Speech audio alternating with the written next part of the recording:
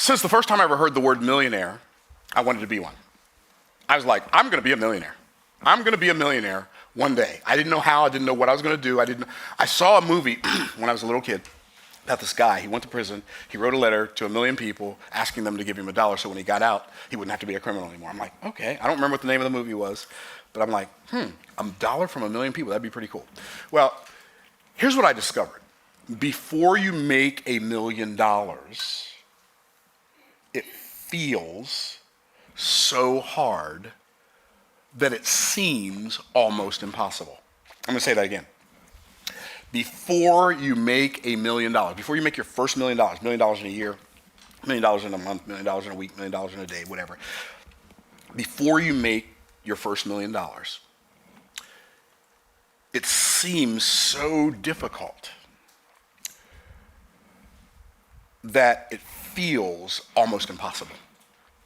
And so what most people do, they take how it seems, they take how it feels, and then they abandon the objective, right? They're like, it's so hard, I'll just go ahead and keep making 40,000, right? Okay. I submit to you, and I'm gonna show you here today in this video, how to use your mind to change your life, or what I call mind over millions. Either in your mind, millions are bigger than your mind, or in your mind is bigger than millions. I'm going to show you how to make your mind bigger than the millions, because it already is. You don't have to make it that way. You just have to become aware of the fact that it already is. And I've got a client. I'm not going to tell you her name, but I was just coaching her literally last week. I think it was last week or the week before. And she came to a training. She's a very high-level client. She just recently bought one of our $350,000 coaching programs, and then she bought another $25,000 coaching program, and she's at that training. I'm teaching her stuff, and she's got an event coming up, and I'm like, okay, this is what you do. You offer this offer. Well, how much? She's like, I don't know, but in order for me to make it worth my while, I'd have to charge $150,000, and I don't want people to feel like that I think I'm better than them, and she had all this internal conflict going on. I'm like, okay, so what we'll do, we'll sit down, and we'll have a conversation after the event's over. Cool. So we sat down and had a conversation. She said, okay, these are all of my resistances. So the reason she told me these are all my resistances is because at the event I said, here's the reality. What you resist persists, and what you embrace becomes grace, and grace is a gift. So what happens is, what God intends for a lot of us to be a gift that we receive, it's actually a friction that persists because we continue to resist it. Are y'all tracking? And so I said, okay, so I answered, okay, this is what you do about this one, this is what you do about this one, this is what you do about this one, this is what you do about this one, this is what you do about this one. And she invited me to come speak at her event, and so when I was speaking at her event, she didn't know I was going to do this.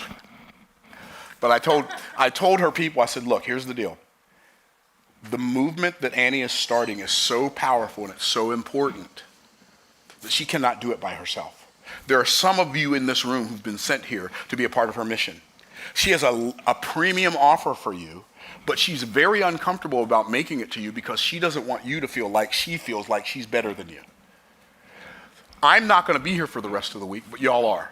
Do not let her off the hook. Make her give you that offer. And I said, I'm not looking at her right now while I'm saying this. I'm just telling y'all, don't let her off the hook. And so they kept, what's the offer, Annie? What's the offer? What's the offer? What's the offer? What's the offer? What's the offer? What's the offer? And finally, she just said, okay, the offer's $150,000. 7 people bought it. She had her first $1 million day ever. Now, why did I tell you that story? Because something like that is going on inside of you, and maybe it's not $1 million day, maybe it's $1 million a year. Maybe it's $1 million business. But you have an internal conflict going on right now. It is not something outside of you that's stopping you from the objectives that you set for yourself. It's something inside of you. How do I know that? Well, there are 2 types of factors. There are contributing factors and there are determining factors. We can always tell the difference because contributing factors are all outside of us. Determining factors are all inside of us. See, you say, Myron, you don't understand. Racism won't let me. No. Racism is outside of you. It cannot stop you. It might be able to slow you down, but it can't stop you. Myron, I'm a woman in a man's world. No. It can't stop you. It might slow you down, but it can't stop you. I'm not saying those are not realities in the world. I'm saying they may be realities, but they're contributing realities. They're not determining realities. Okay, so I'm going to read a couple verses to you. Allow them to sink in like never before. Like, let the words, the individual words in these sentences marinate into every fiber of your being. Here's what it says. Proverbs chapter 21, verse number 5. The thoughts of the diligent tend only, write only in all capital letters, please. The thoughts of the diligent tend only to plenteousness.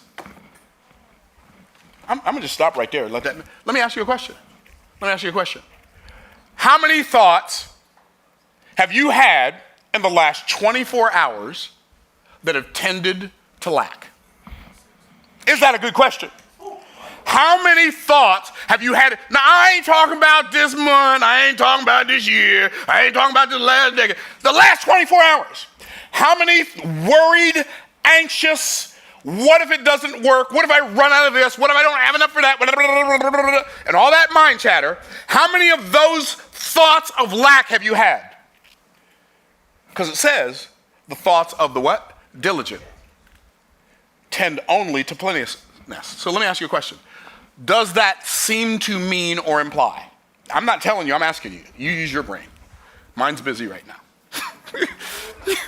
Does that seem to suggest or imply that if your mind is not tending to plenteousness, that maybe you're not diligent? And we didn't like that, did we? Myron, you don't know how hard I work. Oh, I do know how hard you work. But here's what I discovered a long time ago. People will maintain a level of blood, sweat, and tears, physical diligence. So they don't have to stop long enough and make their brain sweat and think about how to be more mentally diligent so they don't have to be as physically diligent. You're working your body into the grave because you refuse to work your mind. Is that a possibility? I ain't saying it's the case. Hey, you know what? I'm asking the question. Y'all the ones with the answers. I just got questions today. Hey,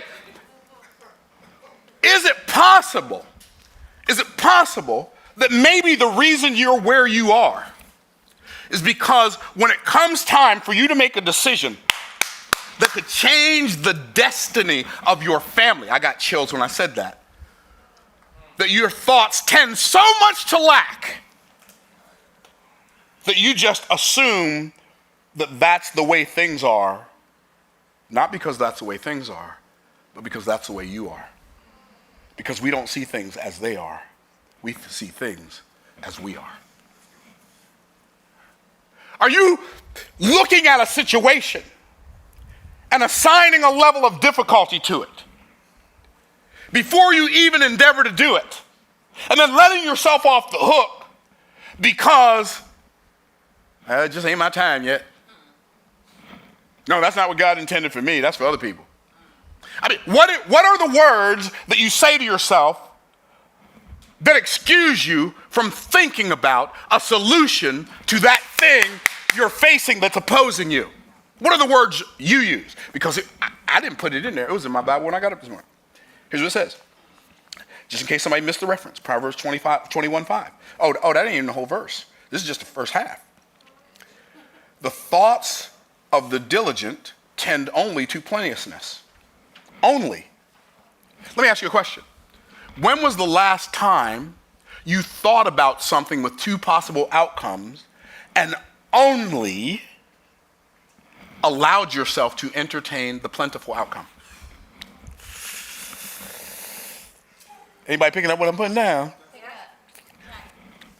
So one of the things, I've said this many times, one of the things I've learned and I'm learning to do, I'm not going to pretend that I have it down, but I got it fairly dialed in. I only allow myself to entertain outcomes that empower me, that I desire. I don't allow myself to entertain as a possibility an outcome that's undesirable to me. Here's why.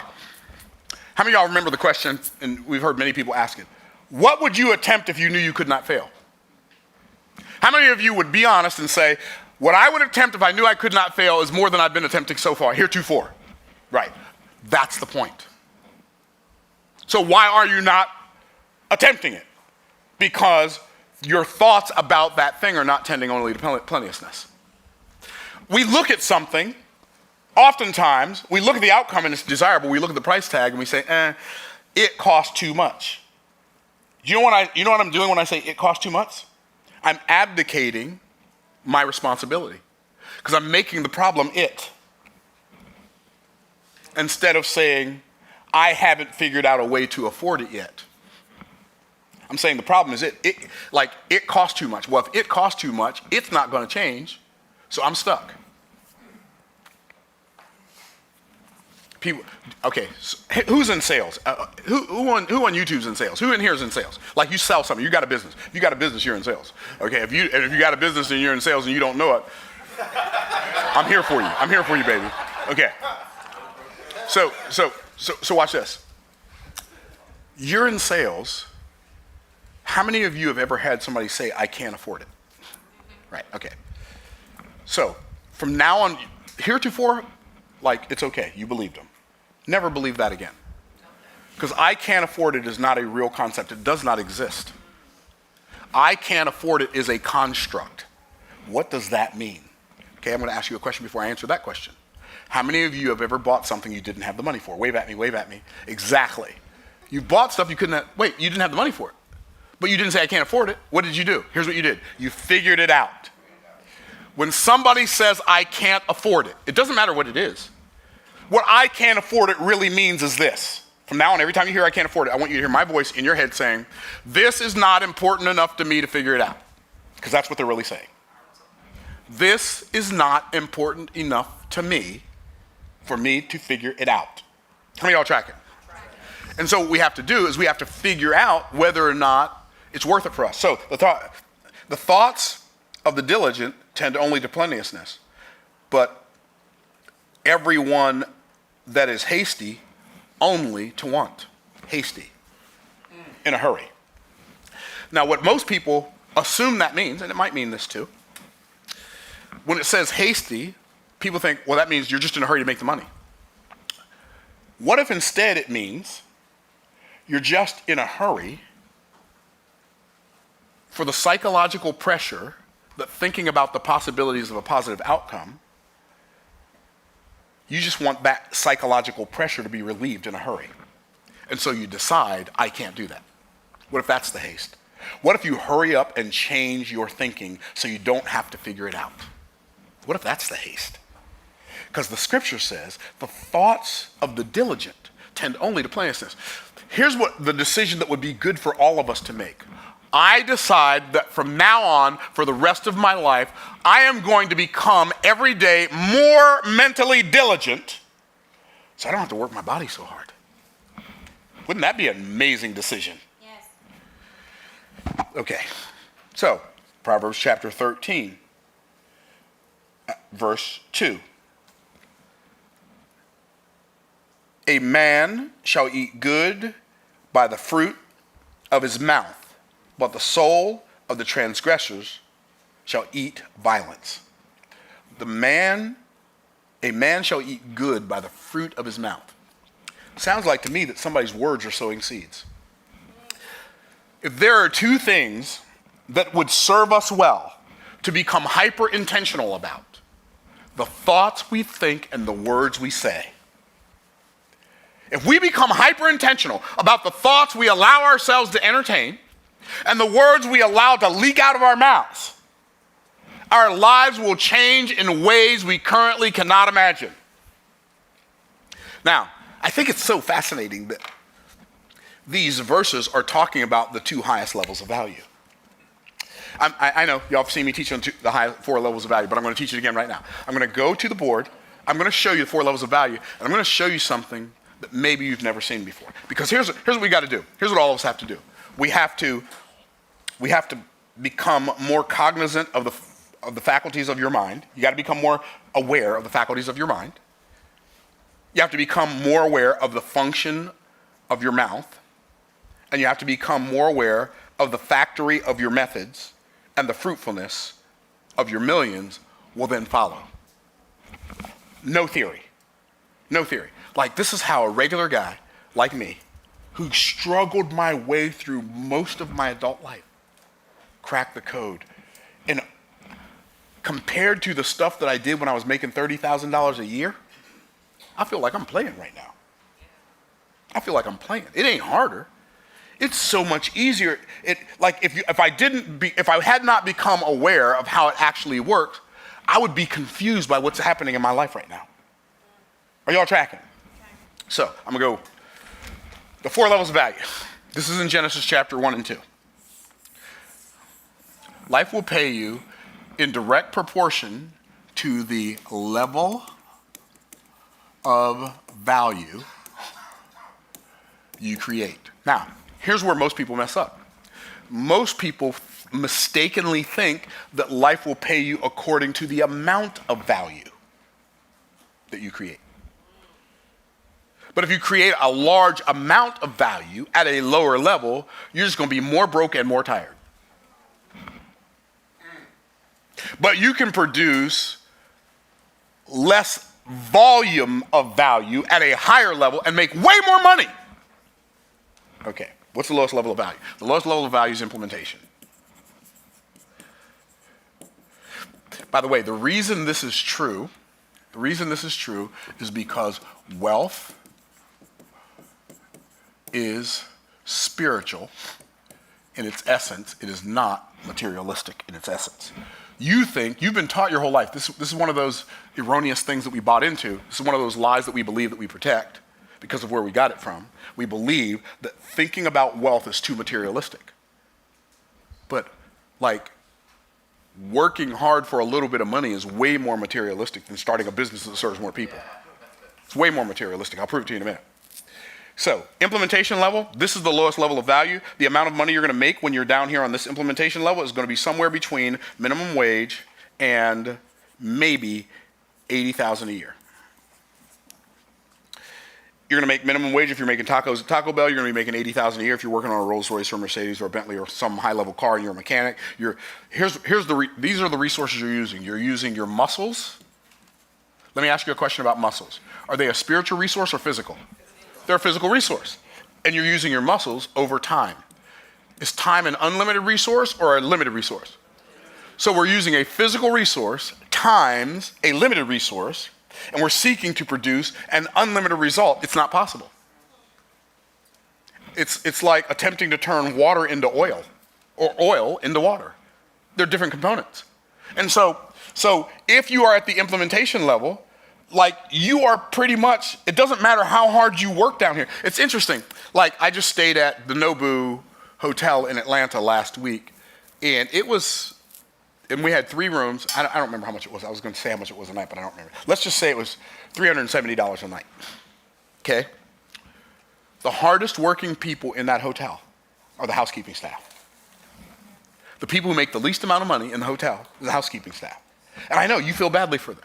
So do I. That's why I give them tips, right? But you feel badly for them. And it's like, that's not fair. It doesn't matter if it's fair. Life ain't fair.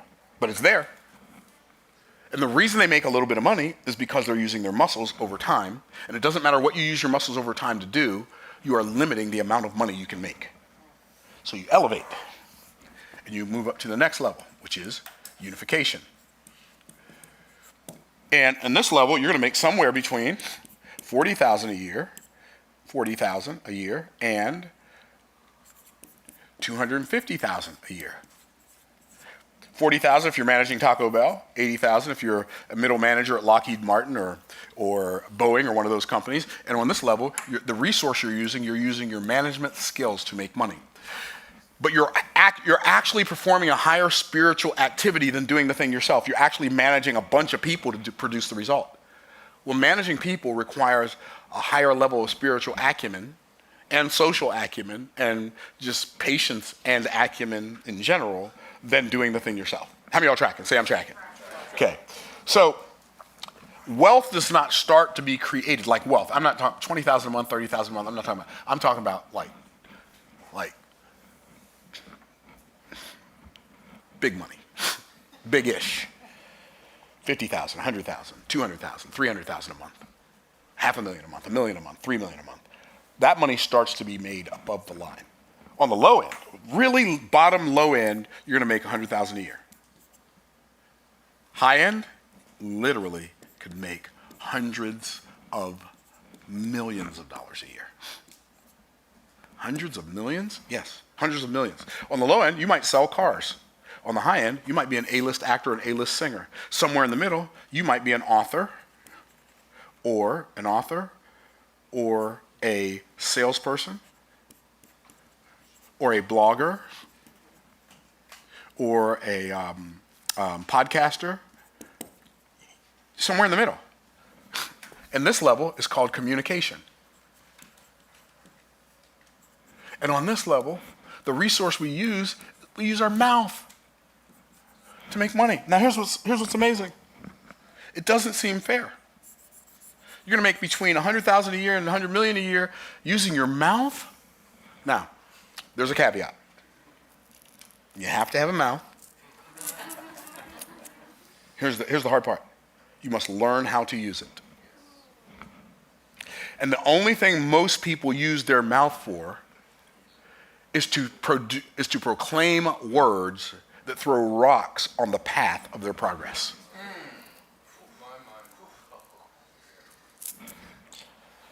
So, this is where the fortunes start to be made. Wait a minute, Myron, are you telling me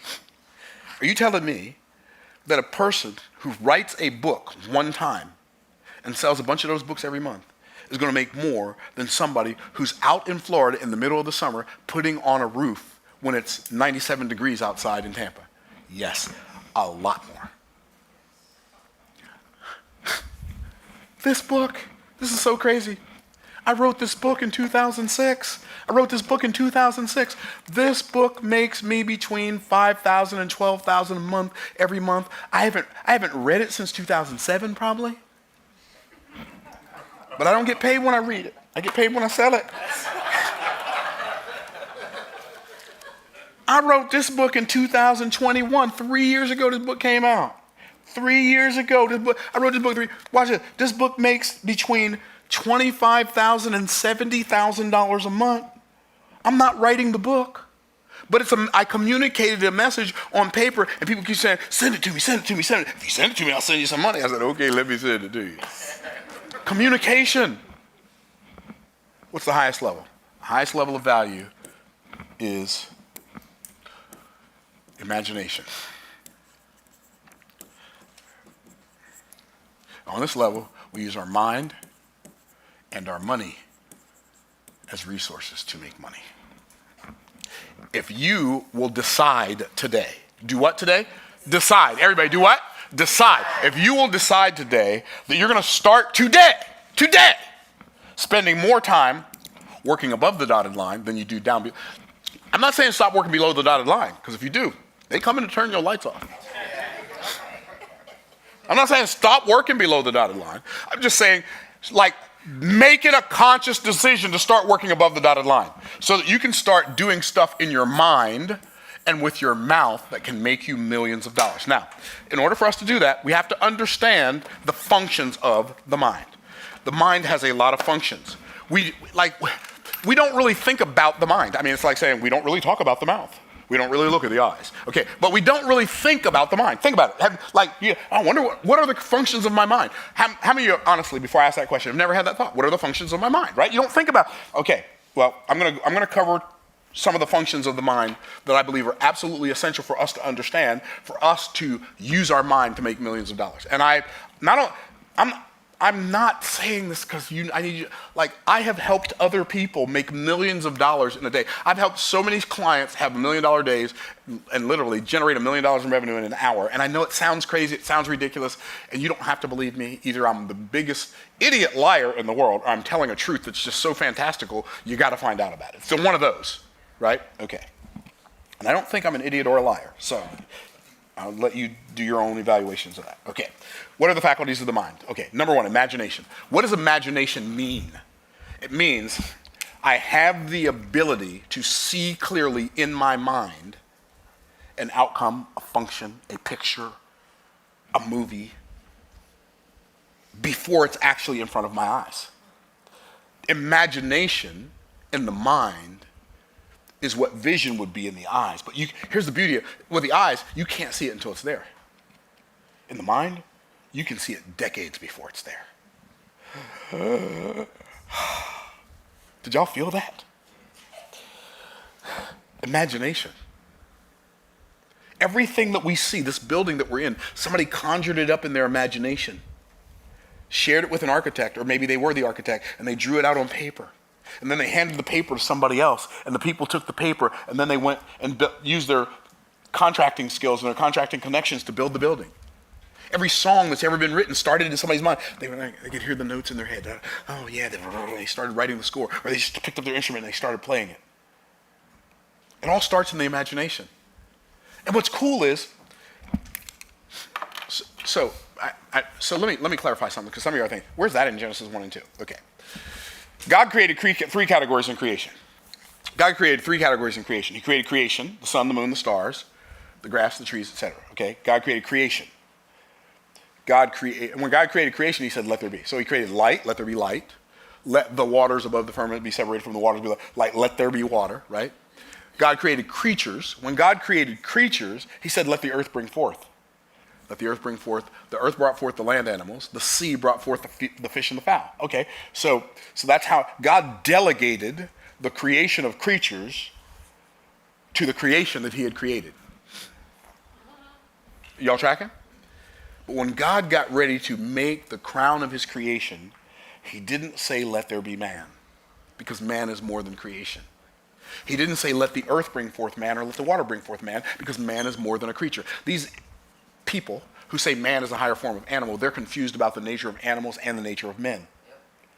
The Hebrew word for animal or beast is ba-he-ma. Ba, in.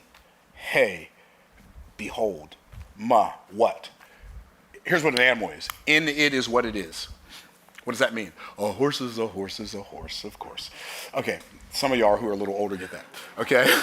What it means is a horse can only do what a horse could do the first day a horse got here. A dog can only do what a dog could do the first day a dog got here. A cat can only do what a cat could do the first day a cat got here. A bird can only do what a bird could do the first day a bird got here. Human beings were created to be progressively productive. We didn't have cell phones in the Garden of Eden. We didn't have televisions and computers and internets and planes and trains and automobiles. Why? Because God created humans as creatives or creators. So he created us to create stuff, and he made us to make stuff. When God made man, here's what he said. He said, let us make man in our image. Well, in order for God to say, let us make man in our image, guess what had to exist first? The image had to exist before he could say that, or there would be no image to make God man in the image of. So it starts with the image. That's the highest. Imagination. Then God said, that's communication. That's the words that came out of his mouth.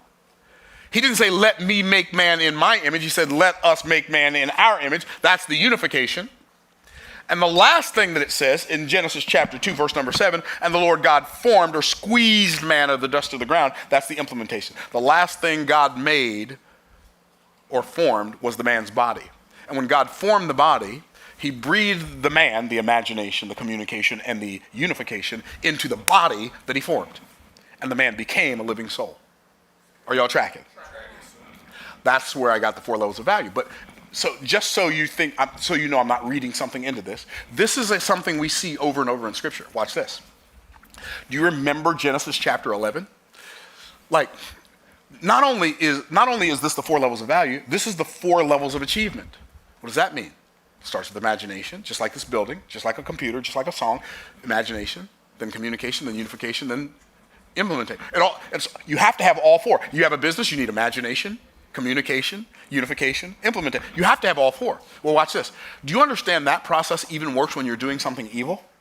Because Genesis chapter 11, after the flood, Nimrod, who wants to be the king of the world, says, we're going to build a city and a tower whose top can reach heaven. When I was a little kid, I'd read that and thought to myself, that sounds like the dumbest idea ever. They got no hydraulics. They have no helicopters. They have no cranes. You're going to build a tower whose top can reach heaven, so if God sends another flood, we can escape it. Well, why would he think that would work? I don't know, maybe because he's made in the image of God. Now, I read that and I think it's dumb. Here's what it says. The Lord came down to see the city and the tower which the sons of men builded. And here's what the Lord said. This people is one. Unification. They all have one language, communication. Now, this they begin to do, implementation. Now, nothing will be restrained from them which they've what? Imagined to do.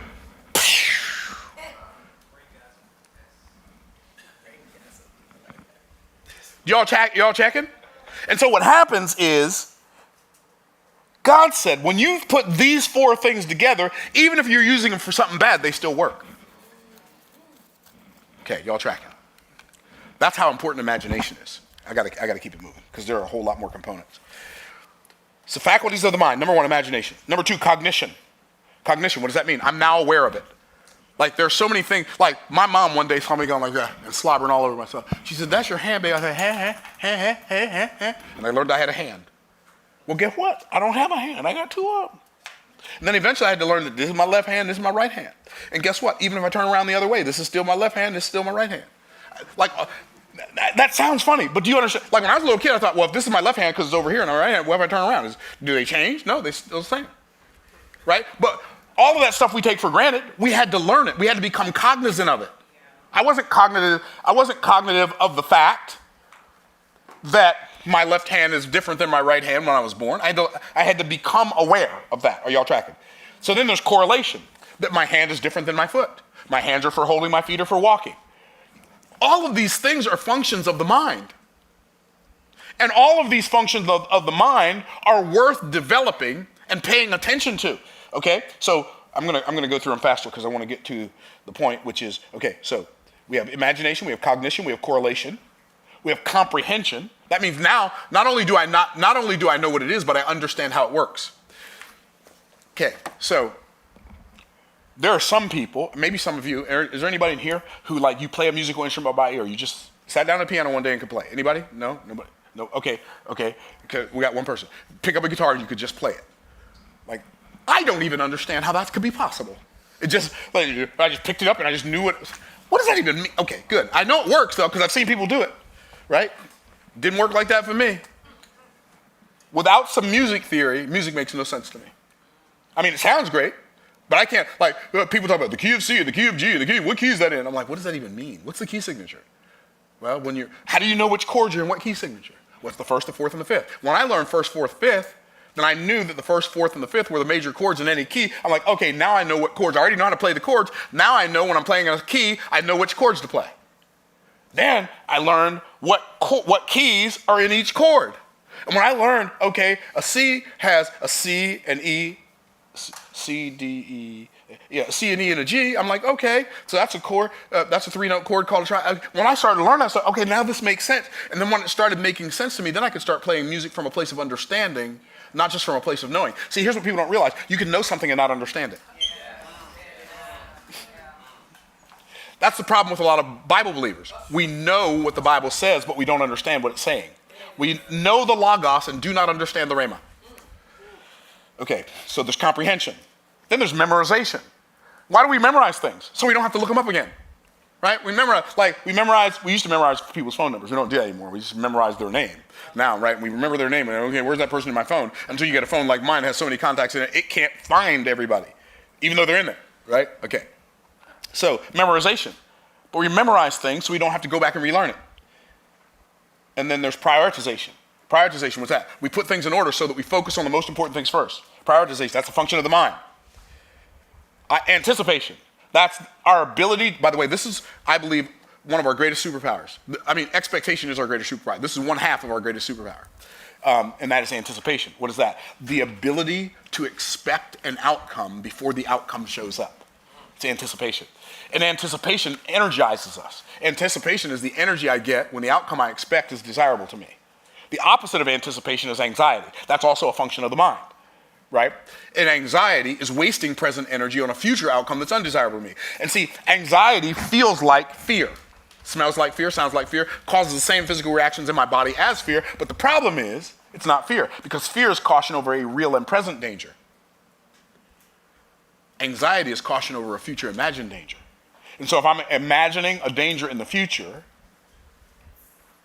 that I don't expect to work out in the way that I'd like it to work out. I have anxiety that feels like fear, and it robs me of the ability to take action. I don't have time to prove it to you. That's anticipation and anxiety. Okay. Then we have categorization. We put things in categories. Like music is in a category, and then like poetry is in a category, and then like science is in a category, and math is in a category, and relationships are in a category, and business is in a category, and spirituality. Like we categorize things so that we can know what we should use when, where, when, and how, right? Okay? And then there's rationalization. Oh, snap. Rationalize. Rationalize? We rationalize? Yes, we do. What do we do when we rationalize? We tell ourselves rational lies.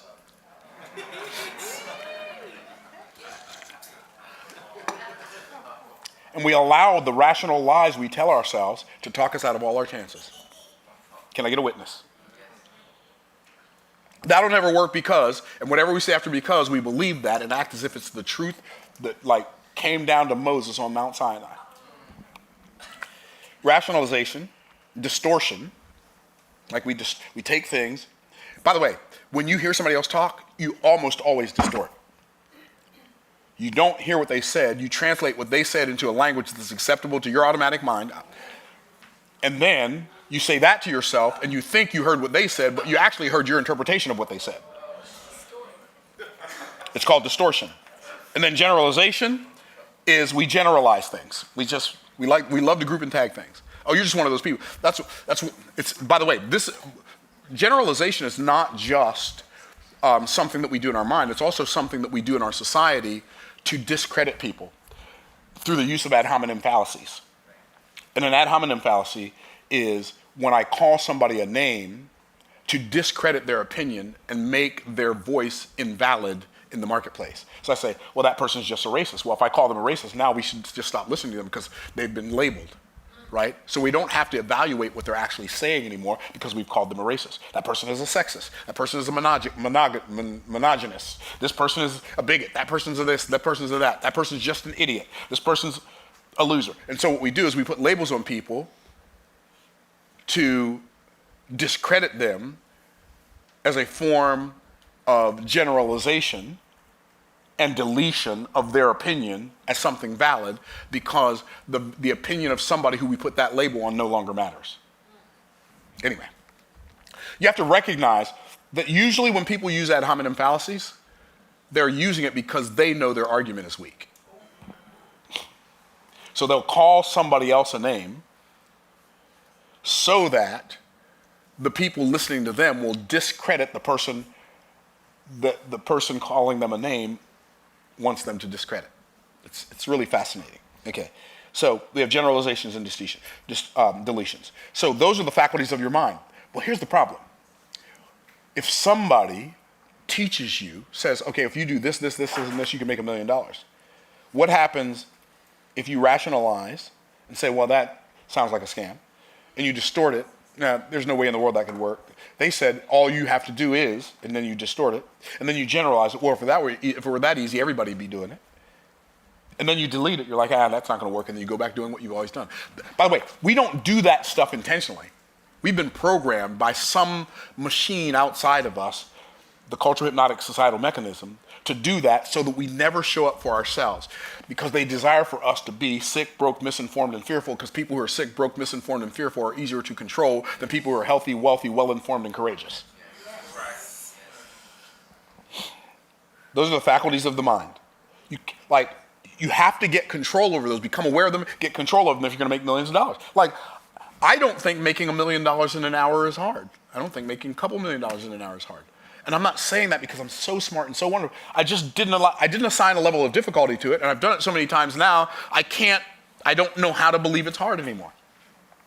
I've already proven to myself it's not hard. And see, you're believing someone, right? You weren't born believing anything you believe, so everything you believe, you're believing someone. I mean, so you can decide to believe somebody else or not. Okay, cool. The functions of your mouth. Communication. The reason we have conversations with people is to take the thoughts out of our head and put them in their head so they can think about what we're thinking about. That's why we have conversations. And then they say words to take the thoughts out of their head and put them in our, and then we can take the thoughts they gave us and the thoughts we gave us, we can mix them together and figure out, okay, what conclusion should I come to now? Are y'all tracking? And then We don't just use our words, our mouths, the function of, okay, so the faculties of our mind are our power.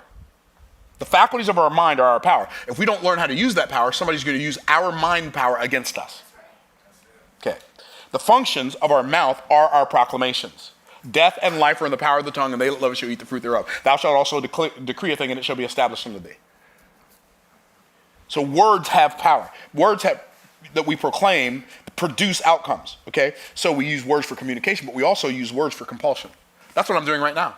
I am using my words to compel you to believe that if you learn how to use your words, and just instead of just using words the way you've been taught to use words, you can create a life by design instead of a life by default. If you will become more hyper-intentional about your thoughts and more hyper-intentional about your words, your life has to produce something drastically different than it's been producing when you got programmed by somebody other than yourself.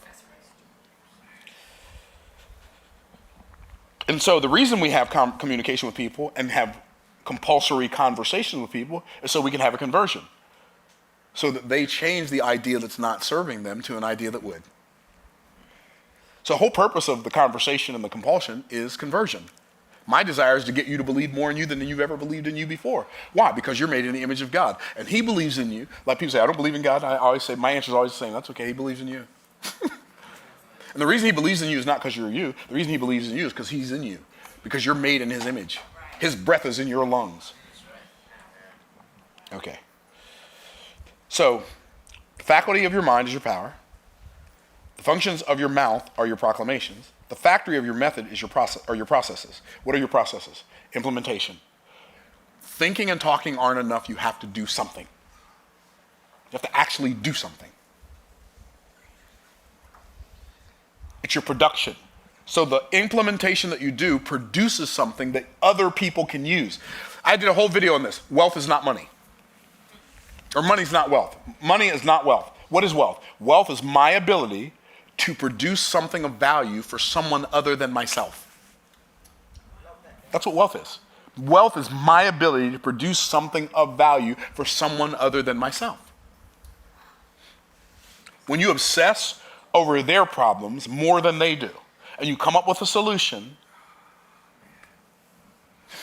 like, they will trust you, they will follow you, they will do business with you because you've proven to them that you've already obsessed over this and you figured it out, so they can spend their time actually working in flow instead of using their time to figure it out. Okay, y'all tracking. Progression. So we use the factory of our method is our implementation, our production, and then our progression. Because the things that we produce are what creates progress for us in our lives. Did you notice that the scripture says, be fruitful and multiply, replenish the earth, subdue it, and have dominion? Be fruitful, produce on the outside based on what I put on the inside of you. Multiply, increase. Replenish, fill up the earth with the stuff you've increased. Subdue, trample down everything that tries to stop you. And then you'll have dominion. What is God saying? I made human beings to be progressively productive. God made you so that today is supposed to be better than yesterday. This week is supposed to be better than last week. This month is supposed to be better than last month. This year than last year. This decade than last decade. Now, here's the challenge. I never thought about this before. I was talking to somebody or listening to somebody. I don't even remember who it was. Oh, Bishop Wayne Malcolm. In the Old Testament, the rewards that God's people in the Old Testament were working for were all worth earthly rewards. The rewards that God's people were working towards in the Old Testament were all earthly rewards. Okay, you do this is what you can expect. This is the outcome you can expect. And see, unfortunately, most modern day churchianity Christian people don't read the Old Testament. They only read the New Testament, which for them is not the New Testament, it's just the half Testament because they never read the Old Testament, so the New Testament ain't new to them. They don't have anything to relate it to. And you cannot understand the New Testament without the Old Testament. So, I mean, it might make you feel really good and flowery, but it has to have something that it's founded upon. And Jesus himself said, I did not come to destroy the law, but to fulfill it. Anyway, that's a different conversation for another day. So, our progress. And then the fruitfulness of millions are your profits. Where do the millions come from? They come from somebody else.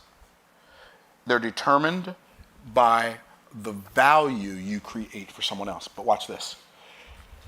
You cannot produce value for someone until you discover what's valuable to that someone. So how do I discover what's valuable? I'm going to tell you. This is so cool. Like, if I'm going to produce something of value to you, that's valuable to you, I have to know what your values are, don't I? And I have to know where your values come from. So where do values come from? Values come from three different places. Number one, past perceived voids produce present pursued values. Past perceived voids, what does that mean? When you grow up feeling like something's missing, you value that thing and you seek to fill that gap, that hole in your life. So when I was a kid, like I live in a regular house. I mean, it's nice. It's a nice house. It's just me and my wife, and it's 3,500 square feet. It's not a mansion. I mean, I could live in a mansion, but I don't live in one, at least not right now. Maybe one day I will. Maybe one day I won't. I don't know. If I do, I do. If I don't, I don't. I'm okay with that. But I'm just saying, I just live in a regular, nice house in a nice community, but I have like uber nice cars, like ridiculous. My cars are ridiculous. My kids are like, Dad, your cars don't match your house. You need to move, right? Right. I'm just saying. But when I was growing up, my parents never bought a new car. We never had a new car my whole life growing up in my parents' house. We'd have cars that when you bought it, you'd have to put an engine or a transmission or both in it. We had cars that, like, I had a car. I drove a car to Christian school when I was a junior or senior in high school that was like a old Buick Electra 225, had 4 different colored doors on it. And the kids in school made fun of us and called it the Golden Getaway Mobile. So that past perceived void, that was, y'all hurting me now, boy. That past perceived void created a present pursued value for me. When I'm going to have nice cars. Are y'all tracking? Does that make sense? Okay, so that's one place. But also, present perceived virtues produce present pursued values. So if I see something if I believe that something is good, I will pursue it because I believe it's good. So present perceived virtues also create value. So if I can figure out what you think is good right now, and I figure out a way to deliver that to you, the likelihood of you buying it is much greater than if I just deliver something to you that I perceive as good. Does that make sense? And then lastly, it's determined by future pursued visions. If I know the thing you're working towards, and I can deliver you a bridge to that destination or transportation to that destination, you might say yes to my offer. So the fruitfulness of millions are your profits, and it's determined by the value.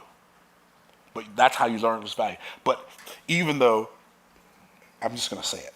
So even though it's determined by value, it's also determined by your virtues, not just the virtues they're seeking, but the virtues that you can deliver. In other words, if you your words have to match your flesh. If you tell somebody you can do something for them, you have to be able to deliver on your promises. If you can't deliver on your promises, or you don't deliver on your promises, they're not going to deliver profits to you because all you've done is demonstrate that you're actually not good.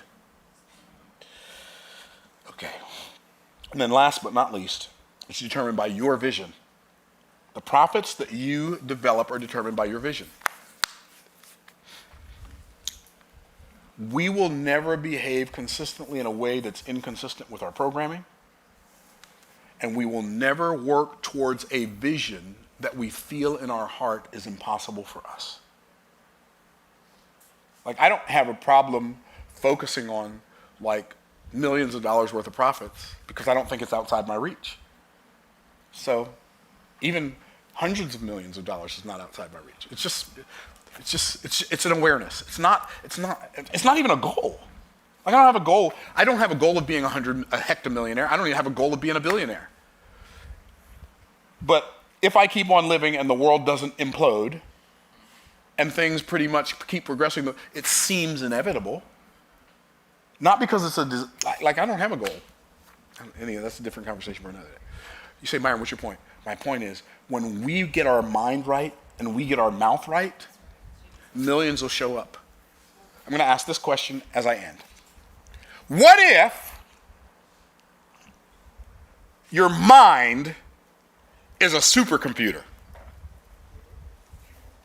And what if all of the results you have in your house, not in your house, in your life, are a 3D printing.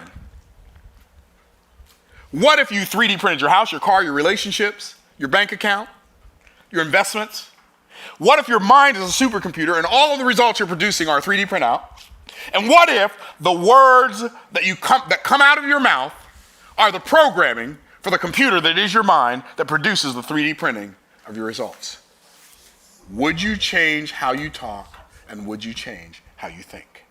Because all of those things are exactly how it is.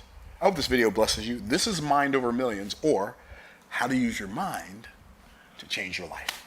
Thank you for watching. Bye for now.